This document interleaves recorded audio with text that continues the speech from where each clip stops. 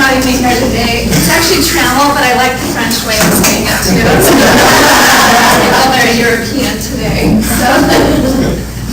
So thank you for having me here today. Thank you for inviting me, Victor, Irving Jenkins. I just want to tell you a little bit about my business and myself. I like to create sanctuaries in houses, and to me that means peace. Who wants to have peace in their house? I mean, okay, yeah, we all do. We all long for that, but sometimes we don't know how to get there. So I just like to create easy ways to create peace in your life. So let me tell you a little bit about myself. I did legal stuff for about a lot longer than I should have, probably about 20 years. And before that, I was in the accounting field. And it got me through life. It got, the bills paid. I got children through school. It was great. I was really good at it, but it wasn't my passion.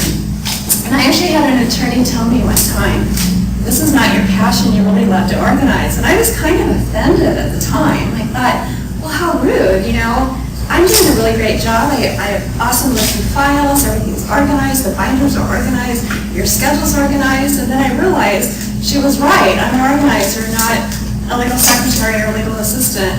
And I did accounting for a while too. I liked accounting because everything balances, there's organization there. So but I also realized I had a creative side. So I wasn't using it. I'd actually taken one of the tests that tells you whether you're creative or analytical. Well, I got 49% on one and 51% on the other. I don't remember which one. But obviously, I know how to do both of them. So they don't really like you to be creative in the legal field. They really put binders, put pictures on them and stuff, do color coding, but that's about all you can do in the legal field.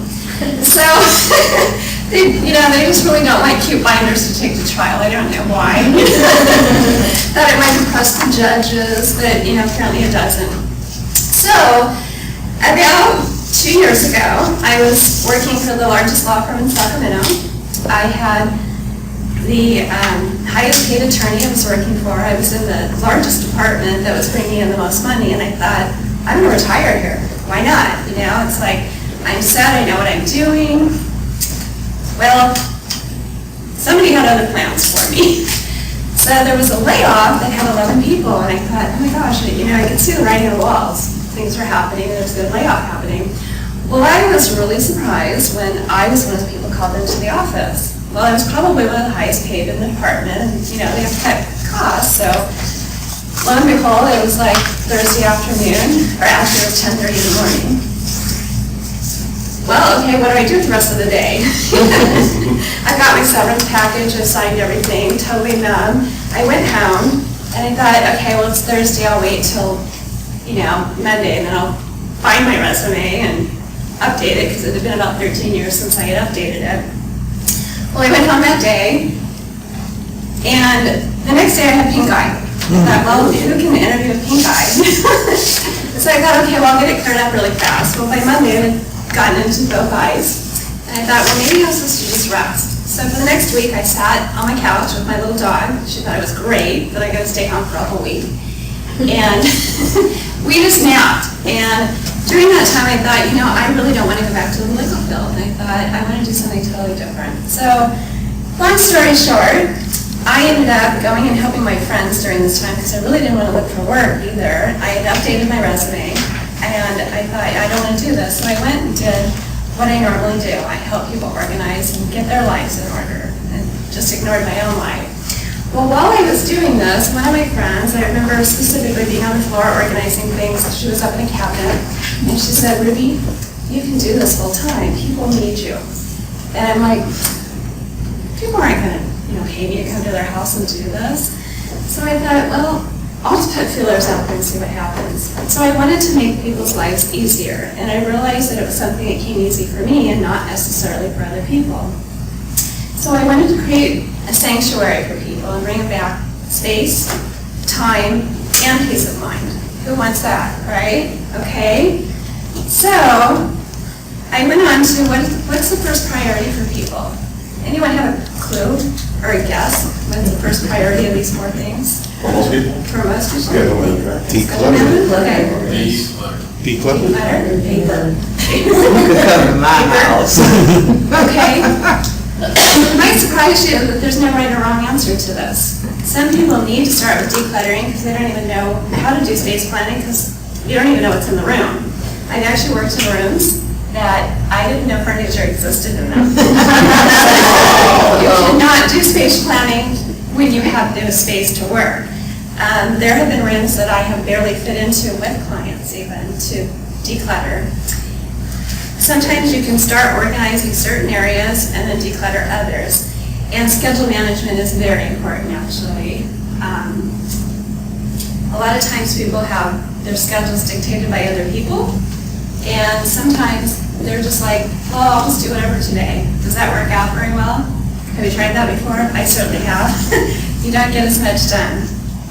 So each person I work with, I actually do different things. Sometimes I declutter, sometimes I sit and talk about their schedules because maybe they know how to declutter, but they don't know how to schedule those tasks within that, time period for the day.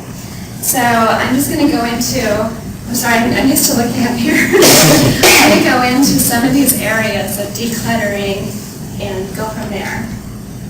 So I like to ask questions to help people declutter because a lot of times I realize people don't declutter because they don't know what to do with it. How many people take one file and they're like, well, that's really interesting, let's set it right over here. Okay, done that? That's called shifting piles.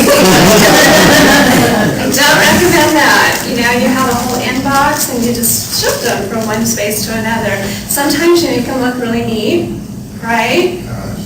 Still not, you can relate, still not taking care of the problem. So I actually ask questions to help you declutter. And so here are 10 of my top questions, and hopefully you guys can learn from at least one of these today. Okay. Is this item something I use regularly? If it's not something you use regularly, do you still need it? If you only use it every 20 years, can you borrow it from someone else? Or can you go purchase it when you actually need it, instead of taking up space in your home?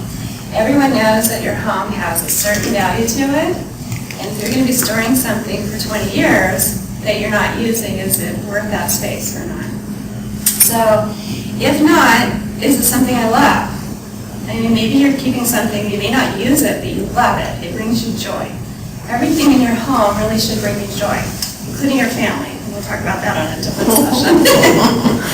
So if you really love it, here's another question to ask with that, kind of a sub-question.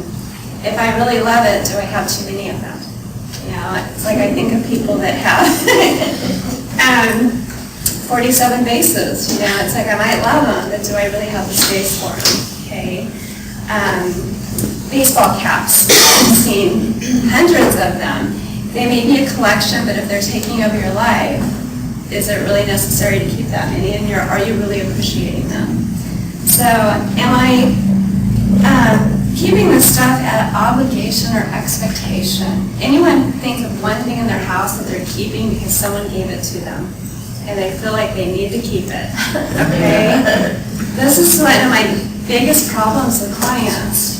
I'm going to tell you a story about this one. I have a friend who called me and said, I need you to come up to Reno to help me get packed up. My dad's been diagnosed with stage 4 cancer, and he's only got a couple months to live. I need to pack up my two-bedroom apartment, and I need to get out of here quickly.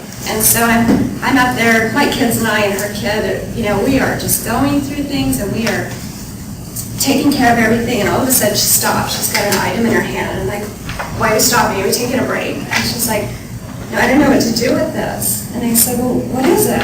And I've known her for over 20 years at this point. She goes, that's something you gave me.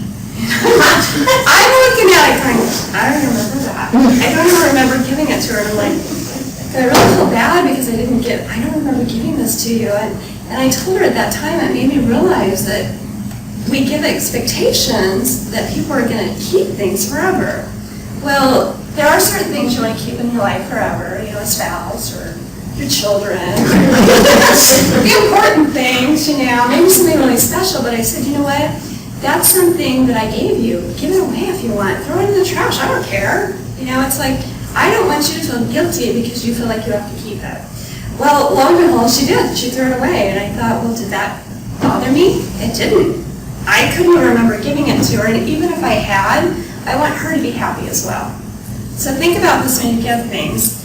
And I also encourage people to stop giving material gifts, especially if you know someone that has a lot of things. Give them movie tickets, give them dinner tickets, give them pedicure tickets, massages, awesome things that you can give to people without creating more clutter in their lives. So, number 4, am I holding on to this because I should love it? I have that sometimes. I've had items like that. It's like, if you should love it but you don't, it's okay to get rid of it, okay? I give you permission. Am I, and I don't have my glasses on, am I saving this just in case? Okay, I have actually had a client that was saving a second toaster just in case. I'm like, for reals? You know, it's like you have an oven, you know, you can make toast in the oven as well. And so, are we saving things that are just in case? There are certain items in your house you do not need backups for. If you have questions about that later, ask me. A toaster is not one of them. You also have neighbors. I'm assuming you live close to people, okay? If you have a desire for toast and it breaks right in the middle, go ahead and ask your neighbor. Okay, let's go on to the next one. Do I have multiples of the same thing? Think about your home right now. Think about one item that you have multiples on that you could probably get rid of. I worked with a client yesterday who was working in her supply area, her office supplies and school supplies. They had 7 rulers. I'm like, why do we have 7 rulers? She goes, well, they're kind of different. I'm like, yeah, they're different colors. One's made of wood, the other's of plastic. You know, they're really not that different. They all measure out the same thing. So we got it down to 3. I was really proud of her. 3 was a start. Sometimes, you know, it takes process. So, can I use something else I own for the same job? Sometimes we have little gadgets that are great, but we only maybe use them once a year. I'm thinking primarily of kitchen gadgets. You know, you have the little cute little things that are pluckers for the tops of strawberries, or I have clients that have avocado slicers and think, oh, I just take my knife out and slice that. Maybe I'm doing it wrong, I don't know, but I like to have less things in the house. And if you have one of those, you know, it's okay. No judgment. As long as you have space for the things, okay? I am now on 8. Okay. Am I holding on to a broken item to fix one day? I'm guilty of this, okay? I have had sewing boxes where, you know, something, a button fell off, a little jacket ripped, I was going to sew them. Reality is I don't ever sew anything unless I absolutely have to. So I just got rid of the box. I thought, that's just a guilty box now. You know, I don't feel bad about it. So if you're holding on to something and you have not repaired it in 3 months, you're probably not going to repair it, right? Honest? Okay, so it's time to go ahead and get rid of it or give it to someone that might fix it, okay?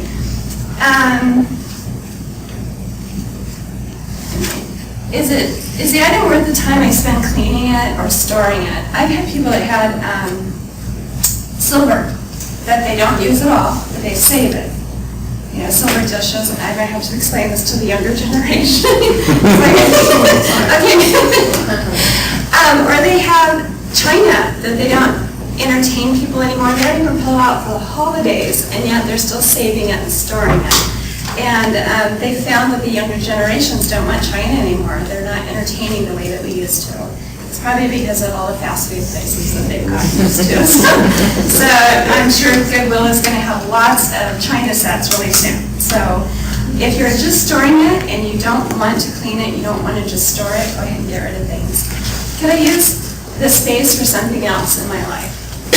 I have a story to share about a client that I was going through a whole kitchen, and I knew the client pretty well, and I had seen a lot of things in the kitchen, had entertained with them over the years, had dinners there and stuff. And it was really interesting because I pulled out this beautiful chafing dish that was still in a box. And I said, I've never seen this before. Is this new? And she's like, no. I go, when did you get it? And she's like, about 27 years ago. And her husband, no, actually her husband said that from the peanut gallery. About 27 years ago. And I'm like, oh. I'm clocking back. I'm like, that would have been a wedding gift. Oh, this must have been a special gift from a friend or a relative at your wedding. And she's like, I don't remember who gave it to me. I'm like, so we're taking up this much space for a chafing dish that you don't even know where it came from, and you're not using it. I'm like, we're either going to pull it out and use it, or we're going to get rid of it, because this is valuable space that I need to move other things into this space. So reluctantly, she went ahead and got rid of it, and I was really proud of her. And so if you think about things that you have in your home that may be like that, okay? I know none of you guys would do that, right? So then we'll go on to decluttering. This is actually one of my before and after pictures. It's of a bedroom that I actually did this in about 4 hours because the person was really motivated. She was actually sleeping in this bed. Yeah, seriously, there was a very, very small space on the far side of this bed that she was sleeping in. So, That's an order. I represent that. Order. Okay. And no judgment whatsoever here. This person had had something very devastating happen about 8 years before, and it turned her life upside down. So she started purchasing things to make herself happy. Do not purchase things to make yourself happy. Do things instead, okay? And she just stopped doing the things around her house that normally she would do, because she was actually a very clean, organized person before that. So this is 8 years of build-up. She texted me the next morning and said, oh my gosh, I just made my bed for the first time in 8 years. And I'm going to reward myself with a new bedspread and new bedding and stuff. So it was just rewarding and very just encouraging to see how people's lives change just by decluttering, okay? And we got rid of probably about half of that stuff, and some of the stuff just needed to be put other places in our house. So organizing. After I decluttered this cupboard, I went ahead and put similar things together, and these people actually had young kids that didn't know exactly where things went, and so with the shelves being the way they were, they would just end up wherever. And so I put in plastic containers to pull out, because you can never see the back of your cupboards anyway, right? Who knows what's back there? Sometimes it's really scary what you find back there. Food that expired in 2006. You just never know. I'm just really thankful that there's never critters back there when I get there. So I put them in little containers so that the kids can pull them out, and later we actually labeled those as to go in the container. So it's a great way for organizing your kitchen cupboards, and in an inexpensive way too. So this is the steps I take for organizing. I take everything out of an area, because how many times have you gone into your closet and you're like, well, I'm going to pull this out, I'm going to pull this out, I'm going to pull this out. And then you're like, well, that didn't really accomplish much, right? Plus you feel negative about what you've just done. How many people feel negative about purging? Okay, it's a bad word in most people's lives. He's like, no, I love it.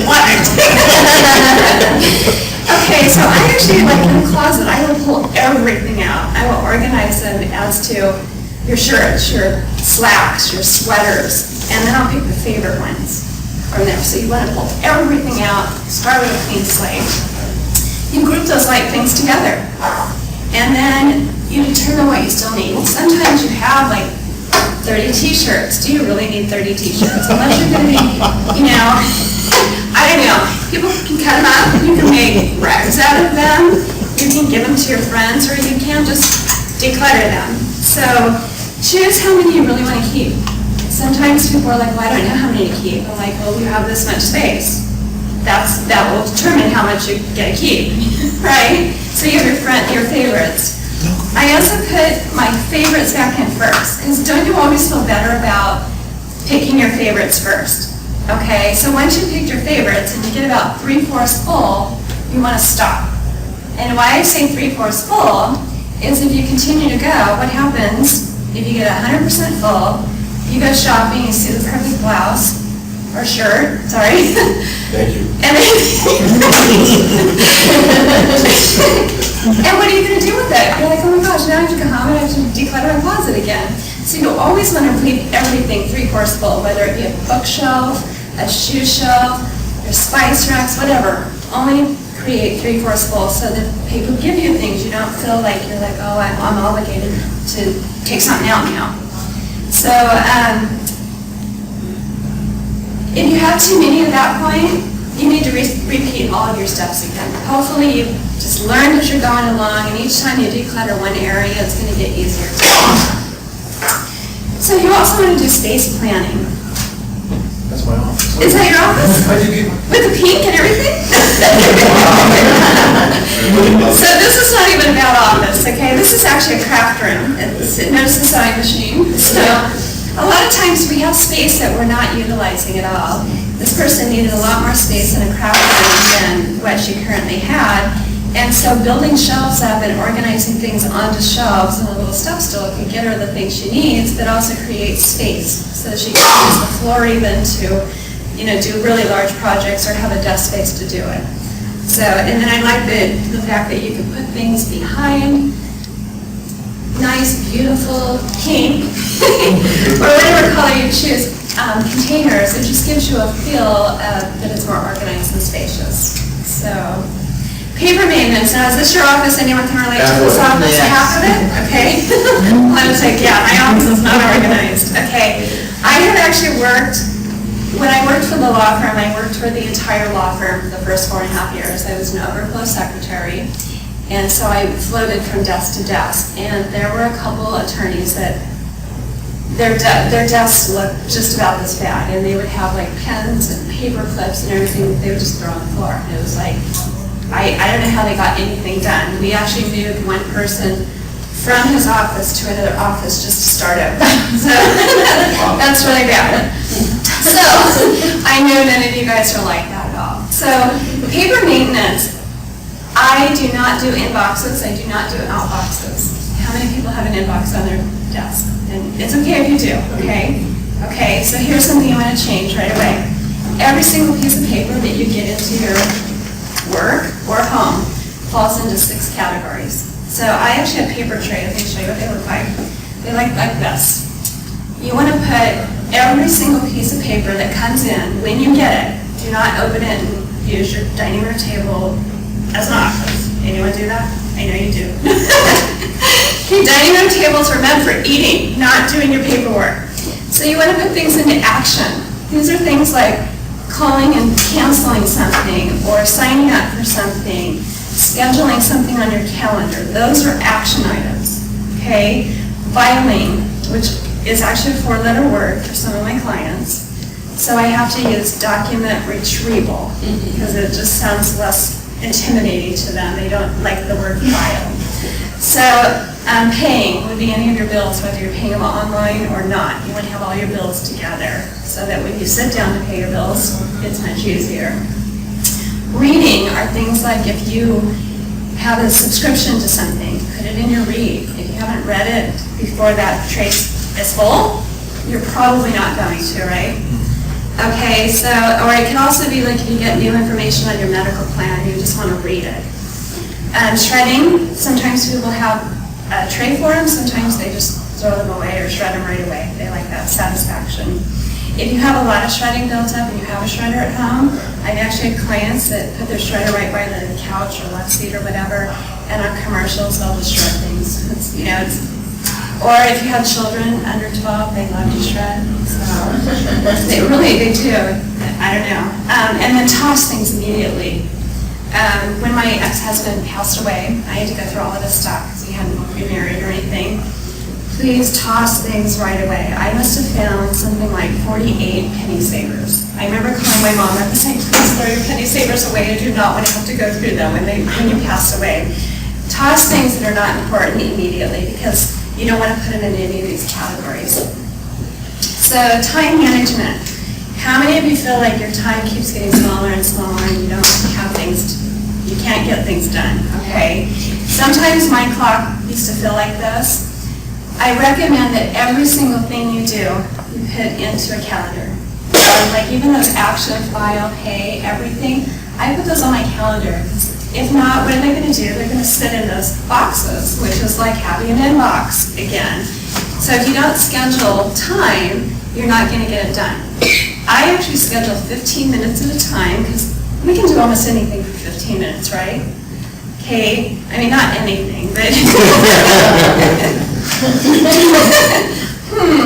could probably be tortured for 15 minutes, but really these are not torture things. So I will do 15 minutes of action. You know, it's like maybe calling and finding out something. And I've had clients that have said, oh my gosh, I can't do that in 15 minutes. I'm like, okay, let's set a timer. And set a timer too, because it'll bring you back in case you have ADD and go off into different directions the minute you pick up something and walk out of the room. So set a timer and see how much time you can get done. It's amazing what clients can get done or what I've even gotten done. I'll set a 15-minute timer and I'll have 3 things to call. 8.5 minutes later, I'm done. I'm like, wow, that didn't take very long at all. A lot of times we set ourselves up and we think, well, I can't get this done in 15 minutes. Even if you don't get it done, you've done 15 minutes of it, right? Even if you don't get your filing done or your document retrieval, you're at least getting 15 minutes of it done.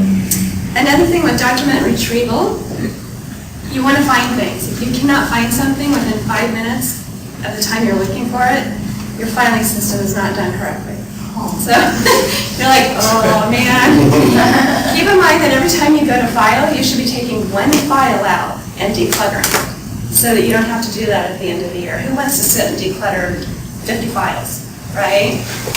Every time you file, take 1 file out and declutter it.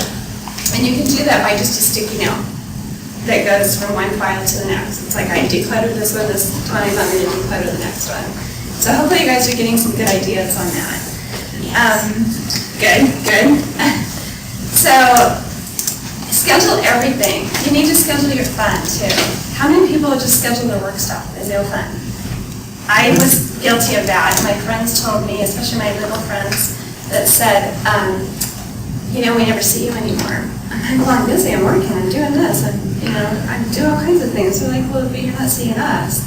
So I scheduled every week, I schedule my fun in there too. I just took a mini vacation down to the ocean because I said, I'm taking a vacation. I need to schedule my fun, especially if you're an entrepreneur, you don't think about doing that. So schedule fun things first and then put your work around it.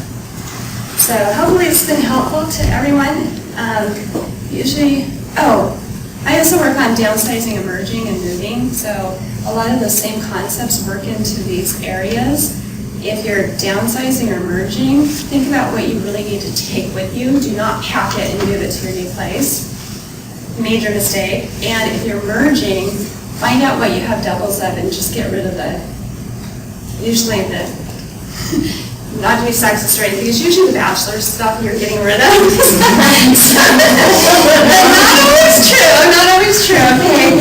Find out what is best, or if you have a family heirloom, like a table or something that's been in the family for a long time, you get rid of the other person's, or you share it with people in your family. So, and then just decide where you're going to put it before you move. You don't want to move anything that you're not going to have room for. And I usually do questions and answers, but my time's probably up, and hopefully you guys have learned from this. And you can always find me afterwards if you have any questions. Okay?